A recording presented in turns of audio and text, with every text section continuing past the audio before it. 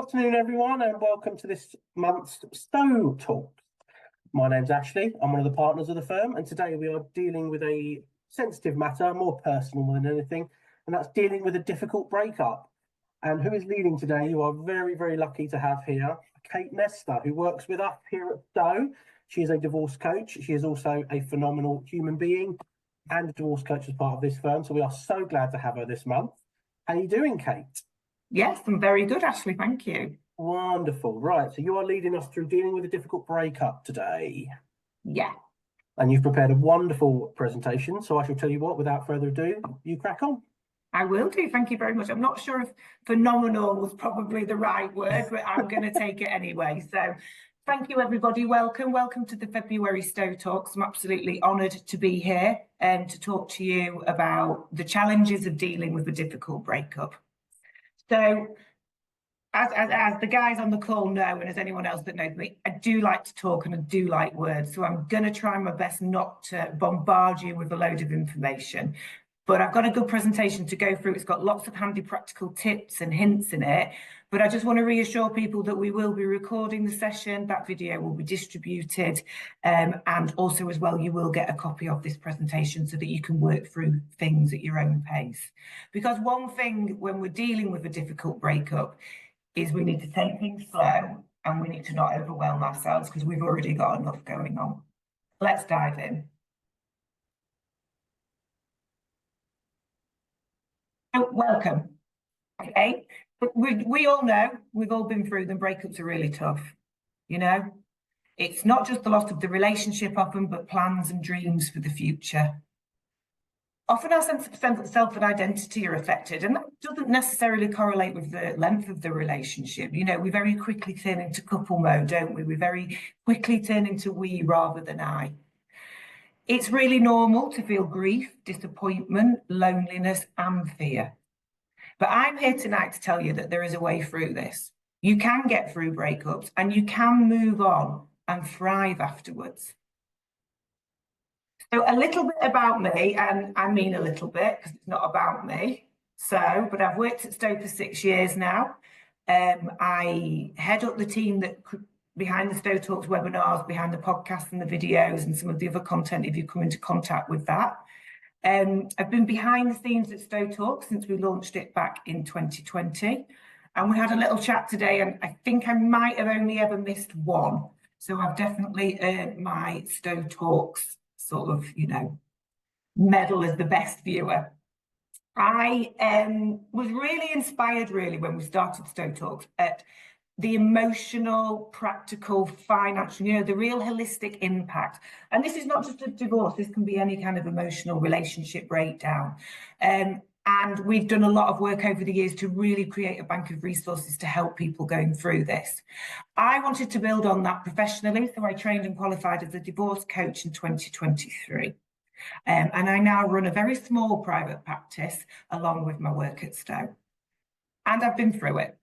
I'm a daughter of divorced parents who divorced when I was in my late 20s and who remained firm friends until unfortunately my father passed away.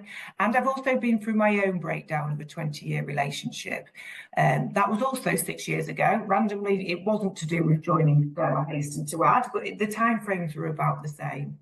And through that process, you know, I really do understand what people are going through and the emotional impact. But I would consider myself a little bit of a success story. I have a wonderful relationship with my ex, who is father to my 2 daughters. And in fact, we all went out for dinner together last night for my daughter's 16th birthday. So it doesn't have to be awful. It will be awful for a bit, but it doesn't have to stay that way. Let's have a look at this first. What I'm going to do first is just set the scene, and then I'm going to work through some really practical tips for you in terms of how to get over the breakup. One thing that a lot of divorce coaches talk about, and a lot of people talk about, and it's a very well-known model, is the grief process or the grief curve.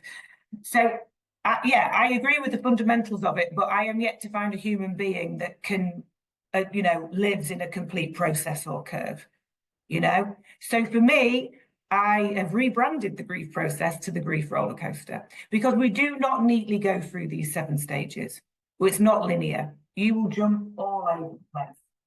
The reason why I like to include it, though, is I think it can give you a really good idea of the range of emotions that you will go through when going through the end of the relationship. And the end of the relationship is a grief process. And that can be a romantic relationship, but that can also be a relationship with a friend. It could be a relationship with a parent. It can even be a relationship with a job, you know, those sort of key things in our life. So what I've used this slide for is really just to let you know that if you're in shock or you're really angry or you're quite depressed, that's really normal. If you're in denial or you're bargaining, that's also really normal. But thankfully, at the end of the grief process, acceptance and then hope for the future and moving on to a meaningful life is also really normal. It's a process, it's a roller coaster, but with the right support in place, we can get you through it. So all about control. So when I'm working with my clients, I don't have a very fluid coaching practice, but there is one thing that I do with all of my clients in the first session, and we talk about control, because we spend so much time and energy trying to change things that we have no control over. You cannot control what your ex thinks, feels, says, or does. And regardless of what those spammy comments on blogs on sort of the internet say about drinking a love potion and the doctor helping you out, we can't do that. That doesn't exist. However, you can control how you respond. So the little diagram here is to show you an example of a control circle. And this is something that I always encourage my clients to do at the very beginning of our time working together. Get a pen and paper, do a voice note, do it in whatever way of learning suits you. I have one client that has a control bear. I don't care what it looks like, it's got to work for you. And in the middle circle, you put a list of what you can control. Now, some people go quite wide with this. Some people look at life in general. Some people niche and focus in on the situation. If you are particularly struggling with a breakup, it can be really good to actually niche and focus on that for your control circle. And every time your thoughts are spiraling, bring that back out and say, actually, I can't control what he posts on social media. I can only control what I do, or I can control if I choose to look at it. And slowly but surely, we can start to change our way of thinking to really focus on the things that we can change and matter. And that's key. You actually have more power and choice than you realise.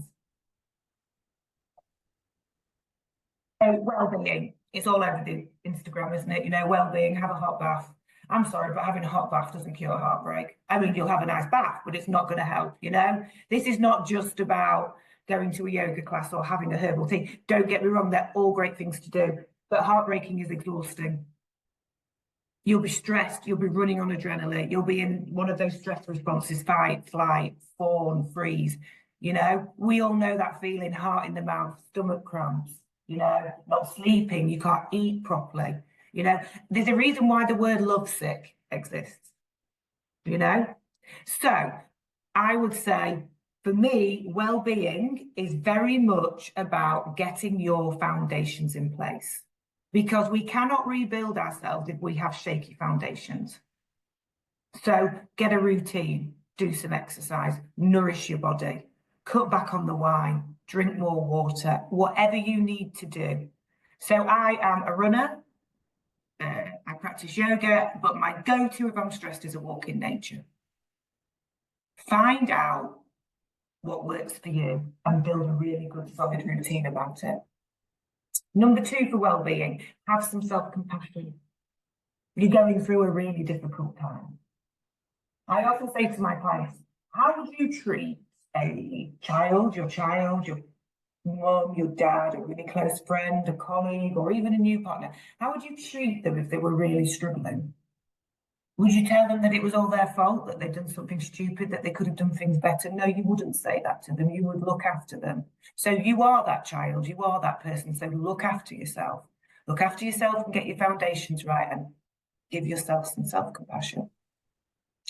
And once we've got those foundations in place, a really useful exercise, and this is the first of the practical exercises that I'm going to talk you through, but again, don't worry, you're going to get copies afterwards.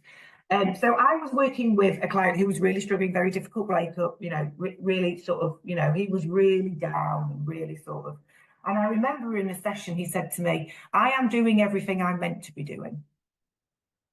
So I said to him, well, what do you like to do? What makes you happy? So I sent him away. We were doing weekly sessions at that point. So I sent him away to spend a week just tapping into what made him happy. And he was a very good client because he came back with his list of everything that week that had made him happy. And we worked through them and we could see there was a real theme to his list of freedom and connection with people. And he looked at the things that made him feel happy and he did it. And it was a simple test. He did more of it. So as long as it's legal, it's healthy and it's safe, find the things that make you happy and do more of them. Now, I often see a lot of resistance in my clients where I can see that they're kind of like, I'm not worthy of this, I don't deserve it. This is self-indulgence, this is selfish. If you find yourself having that kind of reaction, you need to do it more. Because we really need to take care of ourselves. We need to take care of ourselves all the time, but when we're struggling, we really need to take care of ourselves. So foundations in place, self-compassion, and find what makes you feel good. Okay, now we're into the kind of, the real core meaty bit of the presentation here. So key for me in terms of dealing with a difficult breakup is, let's go back to that control circle. I can't make your ex behave in a nice way. I can't make you can't make your ex do anything. Yeah. So what we've got to do is we've got to put things in place to build our resilience up so that we can deal with it. And I use the word armour here. I don't use the word armour in that you need to go to war, because that's not going to help anybody. I use the word armour in that it's about protection and it's about protecting yourself. And it's about building yourself up so that you rise and their impact on you falls. So for me, I've come up with a 5-step program for rebuilding resilience. This is something that I do with a lot of my clients. It really depends where they are in the journey. I don't always do it in this order, but this is the order for tonight. So tonight we are going to look at emotional awareness, creating connection, healthy thinking, finding meaning, and feeling gratitude. But first, what is resilience? We talk about it all the time, don't we? But it's a bit like a boundary. No one really knows what it is, and it's really, really difficult to kind of put your finger on it because resilience is so personal for people. So this is my interpretation, but you must find your own. So resilience is not about strength. It's not about being stuck and strong and everything that happens to you bouncing off you because you don't feel it. Because if you go down that approach, you will end up ill. Mentally or physically, you will end up ill. We are not designed, we are emotional beings. We cannot, even if we try to, we cannot switch them off. For me, resilience is actually really about flexibility. It's about creating that core strength and that core belief in ourselves to be able to navigate those difficult times, to understand that they are difficult times and that they will pass, to sit with those negative emotions and accept them. And that's really when we learn to thrive, because we can thrive in the good times. We might not thrive in the bad times, but we can certainly weather the storms a lot better.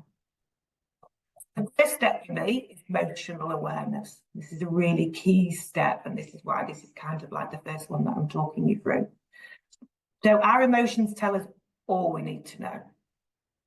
From your emotions, you can work out your boundaries and your needs, but that's probably a different presentation, so we won't go down there, but they tell us all that we need to know. But that can be really overwhelming and confusing, particularly when we're going through a difficult breakup. So the art of emotional awareness is really the art of managing them. And managing them is not controlling them. It's learning to deal with the impact of them. And for me, key to this is we have to learn to label our emotions, understand them, and then what they're trying to tell us. So I'm going to use a live example here. I'm going to talk about another client of mine. This was one of my very first clients, actually. And quite frankly, her husband had been appalling and had cheated on her, and it was horrendous. She'd been through a really terrible time. And she had really switched off her emotional responses because it was too painful, it was too raw, and it was too painful. And I really noticed when she was talking that she always referred to herself as sort of a bit stupid and a bit silly. So we started to explore that and why she had those emotional responses. And within that, what she noted was that actually she was feeling that she wasn't good enough that she wasn't good enough a lot of the time. And that was leading to the anxiety and the depression and the stress that she was feeling. So again, I set her a challenge to sort of spend a week sort of tapping into her emotions, tapping into her emotional responses and looking at how she felt. There's a tool called an emotional wheel, and we'll do a link for that in the follow-up email, or Susie can pop that in the chat. That can be really helpful to kind of help you look at the nuances of emotions that you're feeling. Once you start to look at the emotions that you're feeling, you can name them. And once you can name them, you can accept them. So if you go through your day, it's very normal to have an array of emotions. And you might be angry because of the traffic on the commute to work, or because the kids stressed you out. You might be really sad in the afternoon because you've realised that your relationship's just not happening. You might be like my client who constantly feels she's not good enough, and it's manifesting in things that she behaves. So name and accept your emotions without judgment. And then once you've got used to that, you can start to explore what they're trying to tell you. So another client that I worked with was really struggling with loneliness, which is a very common feeling after the breakdown of the relationship. Particularly if you've invested a lot into that partner, you've been with them for a long time, they do all your routine and everything else. So, that was something that we worked around, and actually once we kind of looked under that loneliness and the moments when she felt it, we actually realised that what she wanted was connection. So we then came up with some practical tips to help her build connection. And that wonderfully segues into the next slide. But just before I move to that, I just want to say, because I've spoken to people before and they're a little bit sort of like, really, you're just aware of them, you're aware of them and that's it. Awareness is the first step in change. So if you are aware of something, have some curiosity about it. Awareness causes curiosity. Curiosity causes learning. And when we learn, we have the ability to change. And I just saw something tap up in the chat, which is a really good point. There's a lot of sort of tips and techniques like tapping to help you process emotions. So thank you for whoever put that in, because I think that's really useful as well. Like we say, learn what works for you in terms of processing these emotions. Right, creating connection. It's really important to find your people and connect with them. So when we're connected, we're happier, we're less lonely, and we feel that we belong. We're also not solitary animals. We were designed to live in packs and families. We weren't designed to live by ourselves. We need connection with other people, with the outside world, with whatever you need. I hate the word, but find your tribe. Find your tribe and find the people. And that is key to this section, is you need to find the right people. That's really, really important. So ask yourself, who are you the most comfortable with? And how do they make you feel? So where can you be your real self with no judgment? And unfortunately, that's not always family, but that could be family, that could be family of your own that you've built through friends or relationships. Where are you the most comfortable? And how does that make you feel? And what is the outcome of that feeling? Because usually, and this is kind of the next sentence, usually when we spend time with people that make us feel good about ourselves, we end up feeling good about ourselves. Quite infectious, somebody feeling really good and really sort of praising you. So avoid the vampires. We've all got them in our lives. They're really draining people that drone on about themselves and literally suck the energy out of everything. And if you've not got any, find your radiators. Yeah. Little note from Susie there about drains and radiators. Yeah, drains is good as well, really good. So radiators, they're there all the time, they're warming, you can rely on them. It's slightly expensive now with the old cost of living crisis. I'm just joking on that, but they are there, they warm up the room, they warm you up, they make you feel good. So again, really simple advice, work out who your people are and spend more time with them. We then move on to what's called healthy thinking. So a really good question is, how do you talk to yourself about yourself? We all have a little inner critic. Mine kind of sits here, tapping me on the shoulder. you're not good enough, you can't do that, you're not, you won't be able to do that. And that inner critic, when we're going through a difficult breakup, I don't know why, but they seem to thrive on that energy, and they start to talk more and more. If only I'd done this, if only I'd done that, if only I'd not said this, So we've all got that negative bias in our brains. We're genetically programmed to have negative bias because that's how we're all still here, because we have to think bad things will happen. But those thoughts are really, really sticky. And I mean, personally, I can have a whole conversation with somebody, and it could be the most positive conversation in the world, and there'll be one negative line in it, and my brain's on that. It's on that negative line. That it's there, and everything else is forgotten. And that doesn't mean that people can't give me feedback, because it's really important to get feedback. But it's about sort of understanding that we do have a tendency to go towards negative. So, what stories and self-beliefs do you hold? What stories and narratives do you tell yourself? So back to my client who felt very stupid, that became a self-belief. And that paralyzed her, because she didn't think she could do anything, because she thought she was stupid. She didn't think she could progress with her divorce because she thought she wasn't capable. And she'd been told a lot that she wasn't capable. And if someone tells us something over and over again, we start to believe it. So tap into your thoughts and look for patterns in what you say to yourself. And this can be quite difficult, because sometimes, not that there's a comfort zone, because that's the wrong word, but these are patterns of behaviour that, particularly if you've been in a relationship for a long time, have been formed over a long time, and they're quite difficult to break them down and to switch your thinking, switching up your thinking, which is the last point in the exercise. That's actually really quite hard to do. We are used to a way of thinking. We are used to processing things in a certain way. So you've had a relationship where somebody's constantly devalued you. That's, but you can do it. And the doing of it is back to that kind of awareness, curiosity, learning and change piece. Become aware of what you're saying to yourself. So for my client, she was always saying to herself she was stupid. And then ask yourself these following questions. Is it true? And immediately go, well, of course it's true. I've thought like this for a long time. It's definitely true. Is it 100% true? And that's where you can start to change. And that's where my client started to change, because she thought, actually, no, it's not. Actually, no, it's not 100% true. And then I talk a lot with clients about putting the rational lens on. Let's strip out the emotion. Easier said than done, I do appreciate. But, is there evidence? Is there any evidence that it's true? Is there any evidence that you're stupid? What's the evidence to say that you are? And she was sort of reflected and thought about it.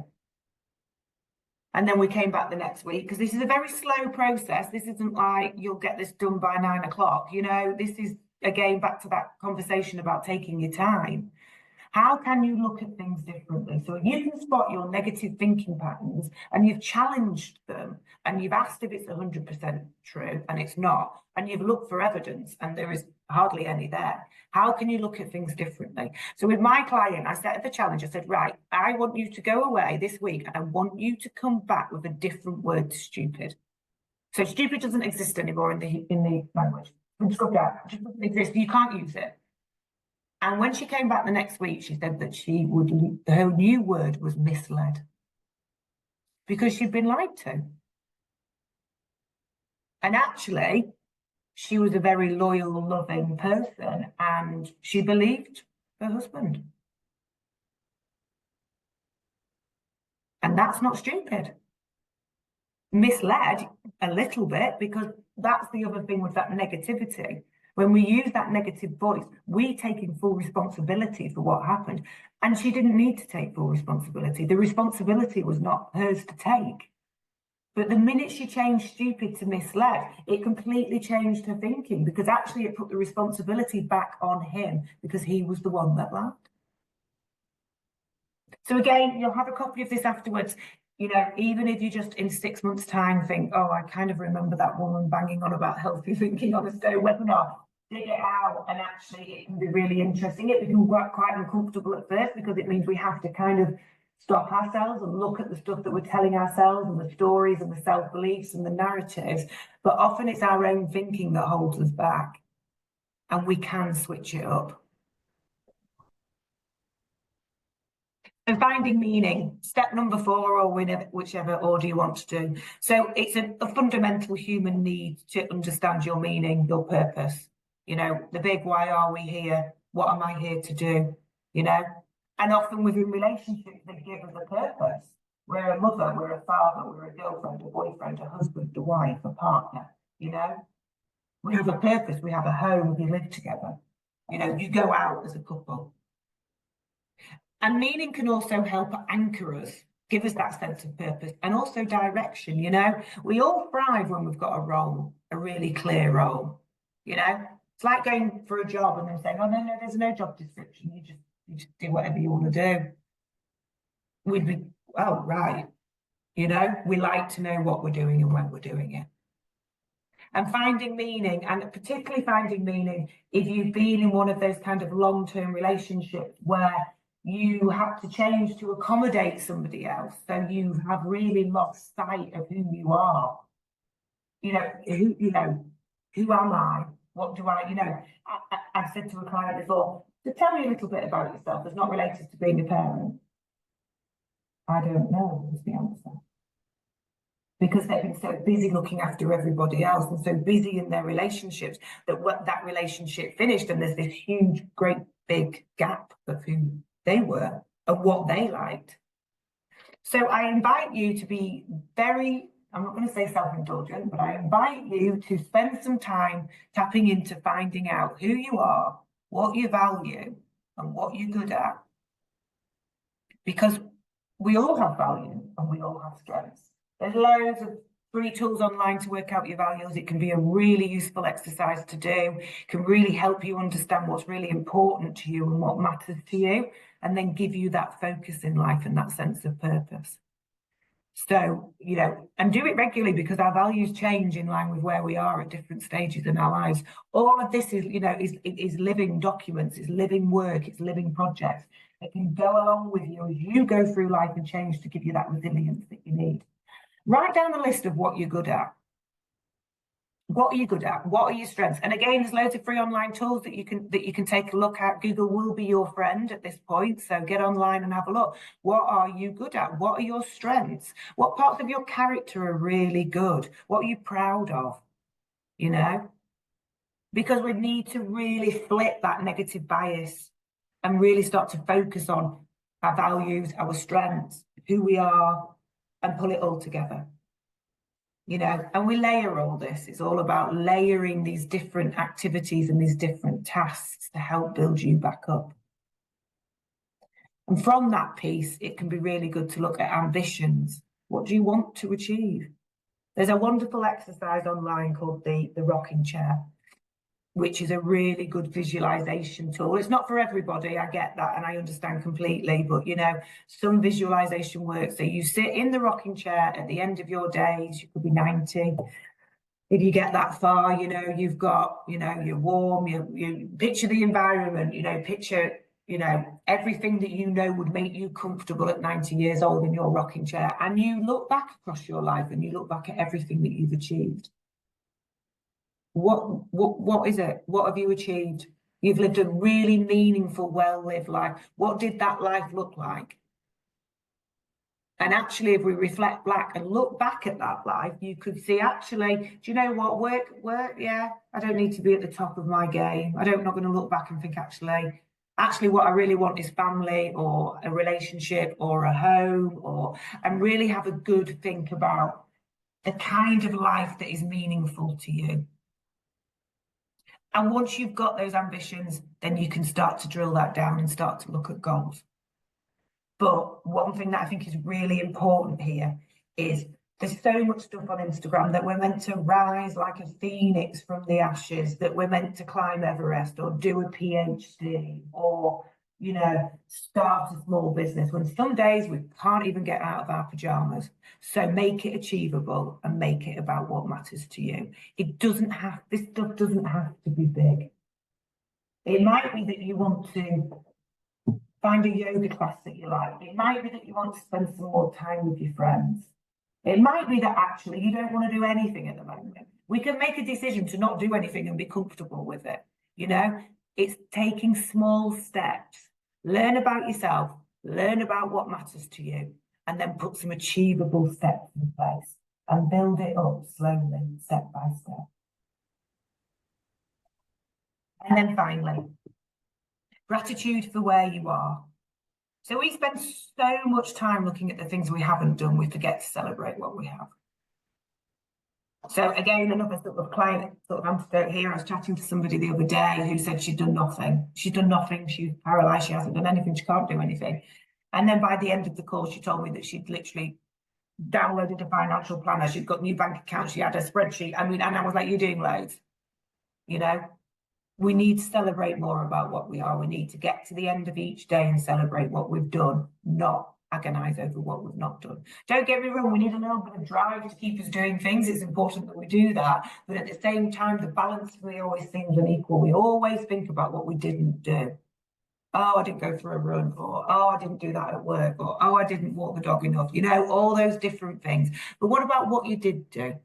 So let's have some gratitude for who you already are and all you've achieved. And these, I think, are probably my two favourite tips for this one. So everyone talks about bucket lists, you know, it's back to that rising out of the ashes, you know, back to that PhD. Do it the other way around. Do a reverse one. Do it looking at what you've already done. And go way back if you want to. Maybe you won a dancing competition when you were at primary school. Maybe, you know, maybe you thrived at school in your GCSEs, or maybe your A-levels, or maybe you were a really good friend and really helped somebody sometime. You know, go back and actually honour what you've already done. Because we're so busy trying to improve and we're so busy trying to get to the next thing that we lose sight of the fact that we're probably already achieving. And you know what? If you haven't achieved a lot, so what? What have you done that mattered to you? Because expectation really is the thief of any joy, you know? If we expect that we should be in a certain place, we're not going to be happy. Let's be happy for what we've already got. In terms of daily practice of gratitude is one of the most powerful things that you can do. If you struggle to do your reverse bucket list, I would suggest go straight in and do your 3 things to be grateful for. Now, there's loads of other models you can use. Some people count on their fingers. You don't have to write it down. There's even an app, I think, called Journal that you can do it in. You can voice note it and then leave it and have it as recordings. You can draw pictures, whatever works for you in whatever format. But get to the end of each day and think of 3 things to be grateful for. So I woke up this morning to a pink, amazing, incredible sky. It was stunning, you know? I would never normally get to the end of the day and think, oh, remember that pink sky? I'd be thinking, oh God, I didn't send that email, or oh, I've got the kids' football kit, or, you know, there'd be something else, something negative. So just take some time, a time that suits you, and just think of 3 things to be grateful for. It's not a quiz or an exam. If you've got one, just have one. Doesn't matter. If you forget to do it, don't worry about it. You know, but try and get in the routine of learning to practice gratitude and things to be grateful for every day. And then go through your day looking outwards, not inwards. Because sometimes we miss a lot. We miss a lot of things to be grateful for. And I get it. That's really, really difficult when you're really upset and you're dealing with heartbreak and you've got all the horrible sides of emotional upset. But it's back to that switching your thinking. Switch your thinking, even if you just do it for 5 minutes. And you can do all of this incredibly slowly. You know, this is not a sprint. This is not 100 meters. This is a marathon. So take your time. And take your time, your time. Not one of your friends that says, oh, you should be over that by now. Or somebody that says, oh, God, you're still going, you know. Friends are great, they're brilliant. Friends and family are brilliant support, fantastic support, but they come with their own stuff, their own emotional stuff to the conversation. And they also seem to become lawyers, divorce coaches, financial advisors. It's amazing how qualified some of our friends become immediately once we're going through a breakup. So, yeah, if you are struggling in that way, then seek professional help and keep your friends so that you can go. Even say to them, I don't want advice, I just want to rant. Because sometimes that's all we need, we just want to rant. So moving on. And obviously this is a long process and everybody's time frames will be completely different, but you will move on, you will move on, you will be happy again, you will learn to accept the situation. And you can do, there's loads of tips and techniques and yet time is a great healer. It does soften things, but you do need to do a bit of the work as well. Because, there's a flip side sort of trauma, and that's post-traumatic growth. Now, that growth is very tailored on what you need that growth to be, what you want that growth to be. That's not about, rising again. Do you know what I mean? Find what works for you, but you can thrive and heal and grow from a relationship breakdown. But one of the key things that I work a lot with clients around this is trust. Particularly if your trust has been broken by somebody that you love. That's really difficult, That's really hard to come back from. And it's quite natural that you will feel quite wounded and you will want to protect yourself from that. And you start to think, well, I trusted them. I can't get this right. Your instinct, your own gut instinct can be really damaged by it. And you think, well, I didn't see any of this thing, therefore I'm not good at this, or I'm not, I don't have a good gut instinct. But we really just need to learn to tap in again. And something else that's really critical is we need to learn to trust ourselves again. Because when we get lost in things, we often lose trust in ourselves. We lose trust of that instinct. We lose trust of who we are and what we believe in. So I have worked around lots of different ideas of my own, and they were nowhere near as good as this model by Brené Brown. So Brené Brown is a fabulous lady from Texas who is a researcher. If you go onto YouTube and put her name in, you will find lots of different things. She did a wonderful TED talk on vulnerability quite a few years ago now, and I encourage everybody to watch that if you have the time. And she researches human behavior. And so she came up with a model which is called the Atomy of Trust, and it's braving. And I actually use this model a lot with myself and also with my clients, because for me, it is a really good model of what to look for in other people. But it's actually a really good way to live your own life and put things in place to help you trust yourself again and help you believe in yourself again and give you that confidence to have the gut instinct and be able to tap into it. So there's a much more detailed talk that she does. I think it's about 8 minutes long. It's definitely on YouTube. I'm sure Susie's finding it now in the chat. She's popping it in the chat for you. But I'll run through it. But like I said, do encourage you to find out a little bit more about it. So the B is for boundaries. So you can trust people who are respectful of your boundaries. And you can learn to trust yourself when you respect your own boundaries. So work out your life rules, work out your boundaries, and stick to them. And when you meet people, make sure that they stick to theirs. Because if they don't stick to their own, they're not going to stick to yours. Reliability. You can trust people who always do what they say they are going to do. So if somebody says they're going to do something, they do it. And you can inspire trust and learn to trust yourself if you always do what you say you're going to do. We've all got those people, haven't we, that we just think you'll never do that. Do we trust them? No, we don't trust them because they don't do what they say they're going to do. Accountability. So we all make mistakes. I've made some classics. We are human, we make mistakes. Own up to it, apologise it, mean it, and amend your behaviour. So if you have somebody, in your life that does mess up, because we're human, but they apologise for it, and they mean it, and then they amend their behaviour. And do you know what? Own up to your own mistakes.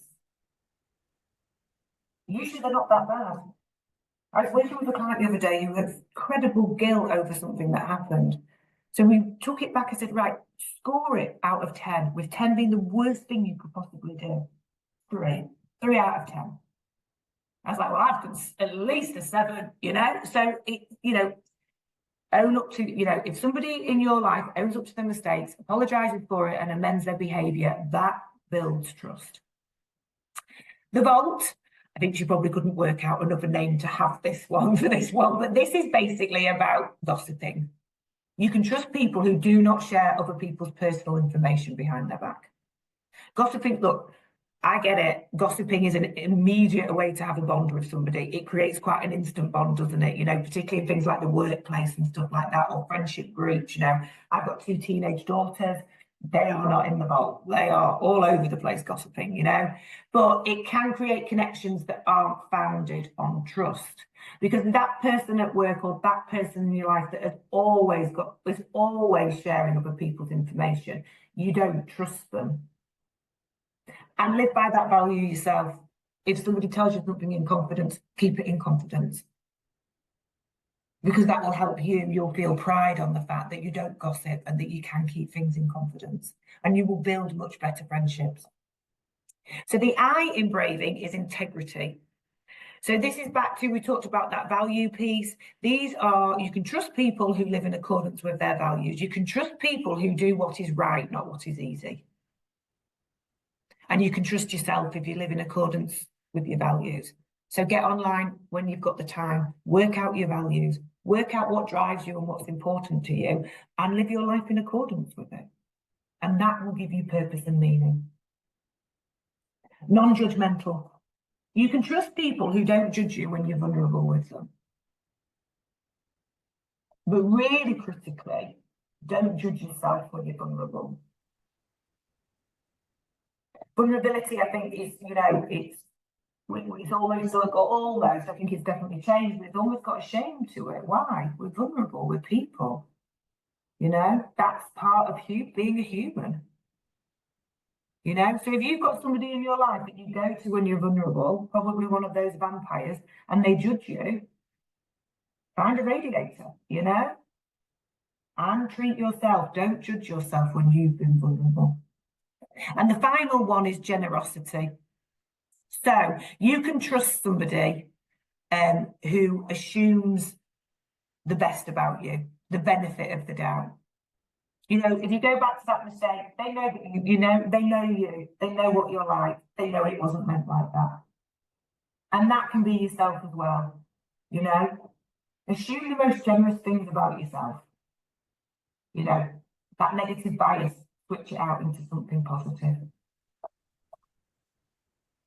Okay, I'm coming to the end now, and I've thrown a lot of information at you. I've probably talked far too much, good 45 minutes. So, like I say, the copy of you'll get copies of this. I know Susie's done an incredible job of popping links in the chat and stuff. So there's loads of resources out there. But I wanted to end really on some top tips because there's a lot.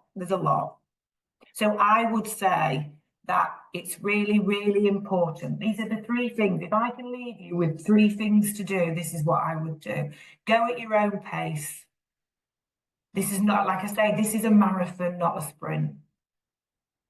You don't have to do all of this. You're already dealing with enough. You just need to very, very, very slowly put one foot in front of the other if that's what you need. Or maybe you're at the other end of it and actually you're raring to get back, but you just feel stuck. So go at your own pace. Number 2, build your foundations first. You can't rebuild resilience on shaky foundations. Get your basic needs sorted, get your physical needs sorted, and then start to look at your emotional needs. It's the age-old thing, isn't it? There's 2 things. The oxygen mask on the plane, put yours on before you put it on others. And, if your cup's full, don't put any more stuff in it, because it will spill over. We're not limitless. And we need to remember that. So get your foundations right, even if it's just a routine, good food and nutrition, and a big dose of self-compassion. And then number 3, practice gratitude daily. It's a really powerful tool. I do it myself, and it really does change your way of thinking. It takes practice. It's not something that you can do once and all of a sudden, you feel grateful for everything, and you might feel a bit weird doing it at first, but I encourage you to at least try it. And if it doesn't work for you, that's fine. There's loads of other things that you can do, find what works for you, but changing our sort of thinking and actually looking at the small things in life. So Instagram calls them glimmers. Apparently they're the opposite triggers. Find those small moments of happiness in the day, you know? But instead of batting them away because you've got to deal with something else, taking the time to reflect at the end of the day and actually write them down or however you want to, really kind of taps into how they make you feel. And then you'll learn the ability to actually recreate those feelings. And that, I think, oh, wrong way. I think I'm good. And thank you very much, everybody, for listening. I shall stop my share because I can see these a couple of questions that have come through on the chat. So there we go. Wonderful. Thank you, Kate. It was fantastic. Oh, thank you. It's just so interesting to listen to. You know, from someone as a solicitor, I sort of sometimes can be quite closed off to a lot of that motion. People sort of come straight in and go, I want you to sort this, and I want to sort this, and I don't want to lose that. So I can kind of dive in at a sort of different level. But hearing all that, everything that people go through is another factor that I see a lot of, that some people come to me and go, I'm not ready. They just want some information, and that's perfectly fine. You know, I think the most important one that I've taken from it is pace. Yeah, 100%. You must do it all when you are ready, because diving into something too early means that, you know, someone like me is going to maybe ask you to make some big decisions and you're not there yet. Yeah. Yeah. And you can feel pressured into those decisions, or that you haven't made them in your right frame of mind. And I so take on board all of the points you've raised. I think they're so important. And I think it's also, I think sometimes it's, you know, everybody else's expectations as well. And I'm sure you see it, Ashley, with your clients, you know, they'll come in and they'll go, well, my mum said that I've got to do this now because he's taking the whatever. And, you know, and actually those people, they're not going through what you're going through. No. And that's, you know, it's so important. You know, the point you made about your friends becoming lawyers and divorce coaches, and, you know, you're so right. I see it, you know, people have appointments with me and say, my friend said this. And what I always say is every case is individual. Yeah. You don't have to deal with it the same way that somebody else dealt with it. Yeah. All you really need is people that have got empathy around you. Yeah.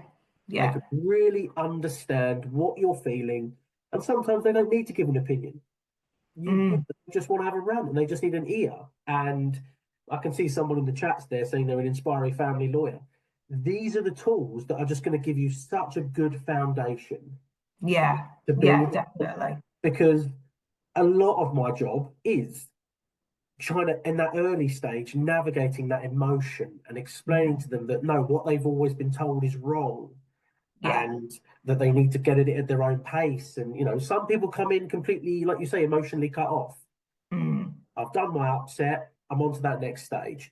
But when you're not, it's so important to go at it at your own pace.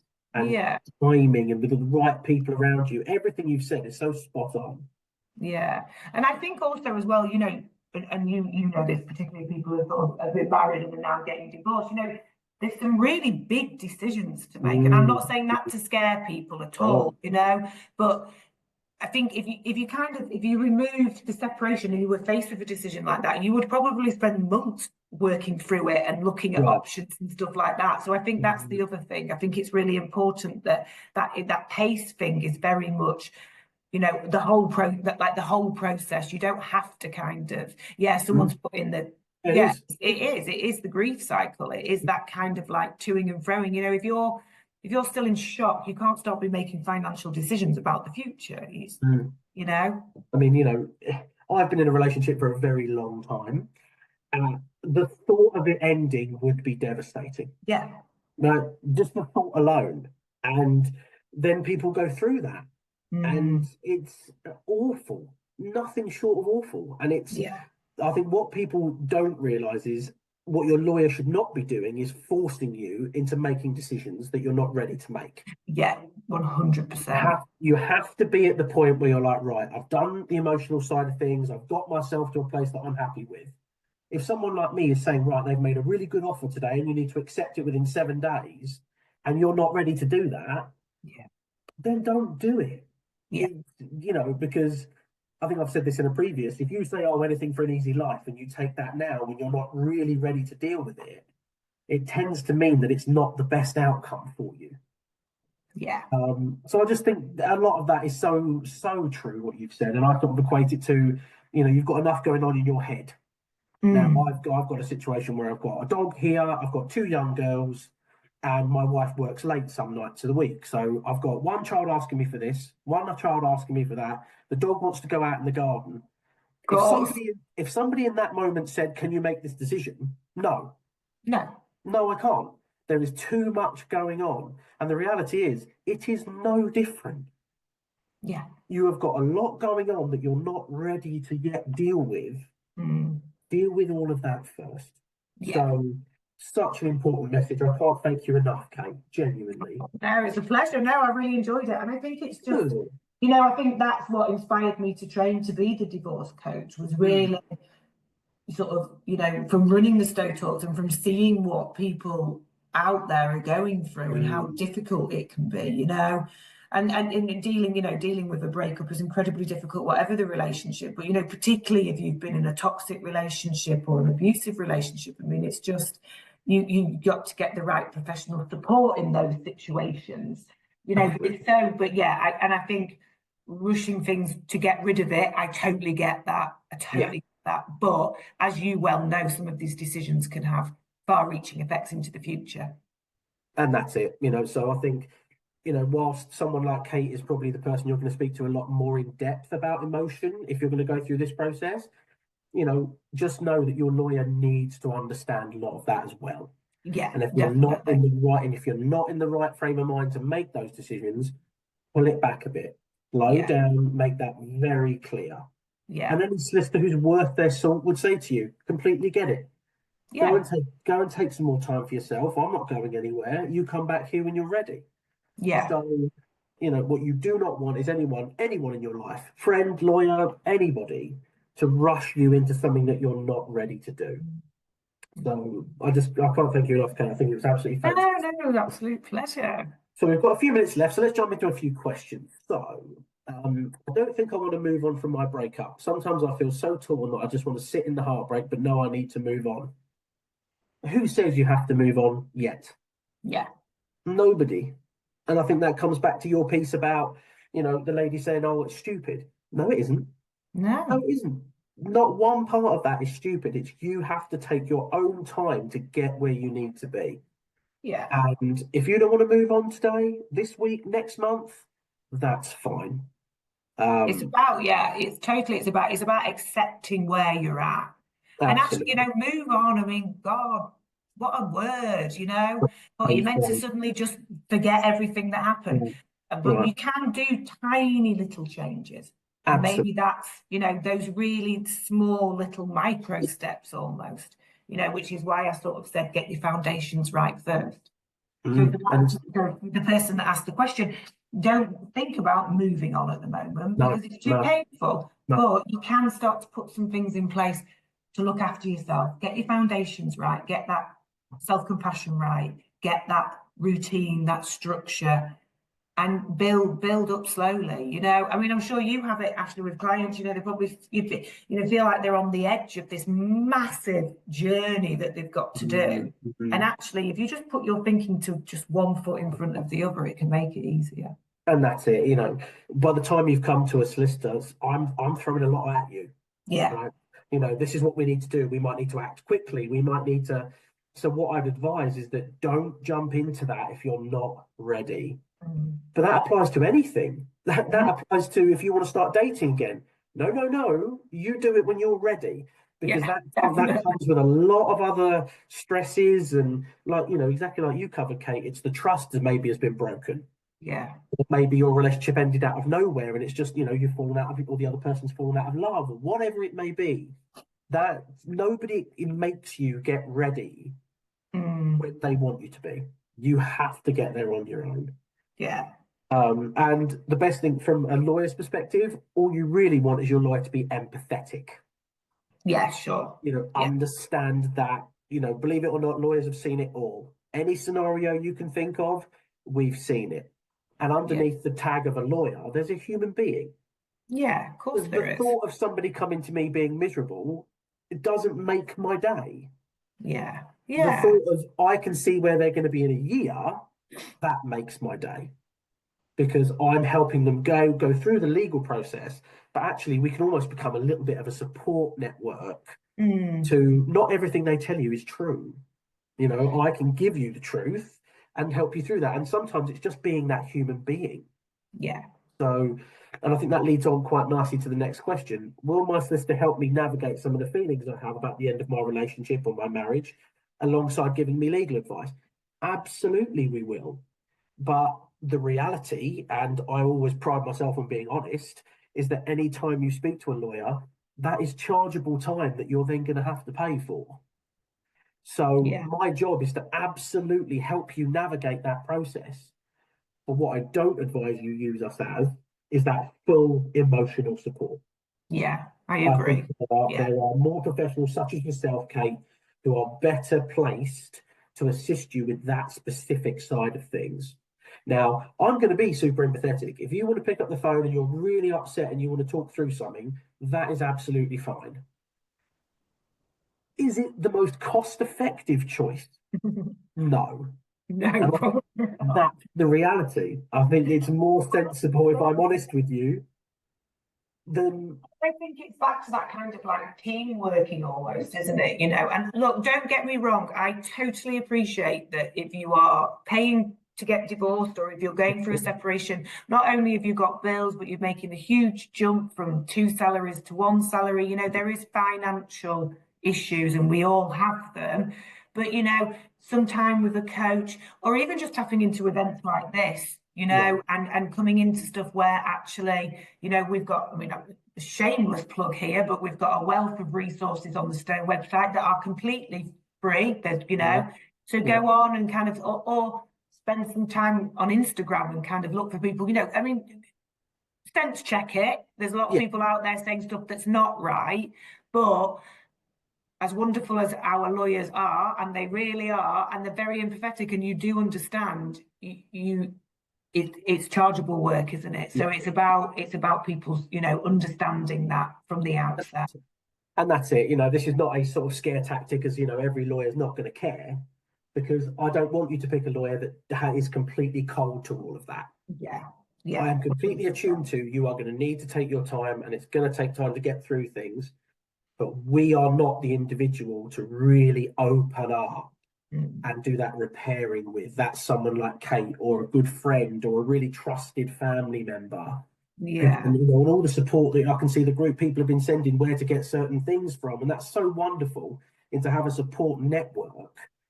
yeah, definitely. So the short answer is, of course, the lawyer will help you with those feelings, but that's not our primary focus. Yeah, So yeah, don't expect your lawyer to be a complete therapist as well, because there are better, more qualified people to assist you with the emotional side of that than ourselves. Let's have a look at the law. Are there laws around posting on social media in a divorce or breakup? Oh, it's so specific. The short answer is no. If you want to post on Facebook about what's happened to you, how you think about the other person, that is your free right. You can do that. However, someone like me is going to say to you, imagine the wider impact. mm, Do you have children who are maybe of a little bit older who are on social media? Do you have a lot of mutual friends? Do you want to make that a status now where it creates that uncomfortability between people that you know? Always be aware that someone like me is going to say, have they posted something on social media? Can I see it, please? mm, Because if it's not very pleasant, it doesn't really stand you in the best stead. So forget that I'm a lawyer for a minute. Ashley, the human, advises you to keep all of those thoughts and put them on a notes app. Write them down in a book. Tell your most confident friend that that's never going to go anywhere else. yeah, Social media has become a nightmare mm, for things like this. yeah. I And totally agree. I advise you to keep all that private, you know, because that is what it is. It's private feelings and it's hurt, and I get that. And Mm, sometimes you want to reach out and you want to hurt the other person. but what you're better off doing is expressing it in just a more healthy way, away from everybody that you know. Yeah, and I often find with social media, it's almost like instant sort of gratification, and then 3 days later, it's like, oh God, what did I put that on for? You know, so it's about in that moment where you feel that you need to is literally just diverting your attention to something else. Ring your mum, ring a friend, ring somebody and say, and get it out, you know, rant and get it out. I'm a great believer in having a good rant to people that you trust because, you know, and social media lives on. It's there for a long time, you know, and in years to come when you are, you know, moved on and probably in another relationship, that still exists out there for people to see. Absolutely. One of my wonderful work friends and I have such a great relationship, and she opens up to me, but it's completely private between us. Yeah, She knows that I'm an earpiece. She yeah, tells me it all. She has a good giggle to herself. She gets upset. There's all that kind of emotion, but that's for us. yeah, You yeah, know, nobody else needs to see any of that. yeah. And she's better for it. And I think it's nicer to have that trust thing with someone that you actually know and has got your back and all those Mm, lovely, kind things. You know, most of the time it's your family or your best friend. And that's who I would strongly advise that those discussions are had with, because social media, like you say, it lasts forever. yeah, The rise in WhatsApp messages, Instagram posts, and things that I'm attaching to witness statements is twofold. really. You want to say something silly in a WhatsApp message? Unfortunately, I've now got it. Yeah, So yeah. it's, you know, Facebook, anything like that. I've gone to court before just with evidence from Facebook. Wow. It's, you know, it's rife. Yeah. So just be careful. Like anything, just be careful. But social media is one. No, there is no law stopping you. Will it help you in the long run? No. No, That's for definitely still sure. no. Yeah. There was one question in here which I think we've indirectly answered. As a lawyer, how far do you go in relation to emotional support with your client? I think we did cover that in so much as, hey, I'm empathetic. I understand that you're going through something that you never thought you'd have to go through. And I will more than happily talk that through with you. But there, you know, I think this is the young lady who wants an aspiring lawyer. There has to be a line, because Definitely. out of respect, if nothing else, I don't want to charge you for having private talks about how you're feeling. That's not fair on you. So there has to be that line. But as you learn and you qualify, and the more clients you deal with, you learn that sort of line and where that is. Mm, But being empathetic is one of the best tools in your arsenal. So, and that goes with anybody. That's friends, family, lawyers, anybody. So hopefully you've got what you want out of that answer. And the very last one I can see here, because I know we're a couple of minutes over. What if I think my own pace is too slow? I'm frustrated with myself. I think that comes back to the first question. There is no such thing no. as too slow. You know, there may well come a time where you are forced to make a decision. Now, at that point, you've got no choice but to sort of confront that and deal with it. But in the immediate breakdown of that relationship, I would certainly not be putting pressure on anybody No, to do definitely not. And I anything. think it's just, don't be so hard on yourself. Absolutely. You know, it's back to that self-compassion piece, isn't it? And it's almost like the person that wrote that, it's almost like they're taking ownership that they are a problem again, whereas actually they're really hurt and they're heartbroken and they need to deal with that and work through it at their own time. And if someone Absolutely. says to you, well, you should be over it by now, then they know nothing about it, you know? No, And it might be absolutely. well-meaning, it might be that, it might be a friend or a relative that's been well-meaning, but actually this is not their life, this is your life, and take your Absolutely. time. I agree. I think I'll tell you this now at the end of every initial appointment that I do, whether it's paid or we give a sort of a 15-minute free call, I will always say at the end of it, I'm not going to chase you. That's not my job. You have to be ready to Yeah. progress. I'm not going to call you in 2 weeks and say, right, are you ready to get on? Because No. one, what message does that give? You Mm, now seem more like a figure than a human being. yeah. And my role, I believe, is to say to you, you know what, you take as much time as you like. And if you want to come back to me in 6 months, I'll be right here and ready to get going. And the amount of people that do come back to me months later and say, you know what, I'm ready now, I'm like, perfect. That's perfect, because you're ready and in the best state of mind to deal with everything that's about to come at you. So that is so true. All of it. It's so, just take your time. Yeah, definitely. Wonderful. You know what, Kate? A fantastic session today. Thank you so much. Thank you. No, I really enjoyed it. Thank you for having me. It was Well, you were great. brilliant. Nothing short of brilliant. Okay. Thank you. So we have our next Stowe Talks coming up in March. It's on the 26th. And it's navigating parenting with a difficult ex-partner with Tom Nash. So that is certainly going to be an interesting one. So I think everybody wants to sign up. I'm sure the team here will be sending out the link to sign up to Eventbrite whenever you're in the near future. And thank you so much, Kate. It's been a pleasure. Thank you. Lovely to see you. Bye-bye. Thank you all for attending as well. I'll see you soon.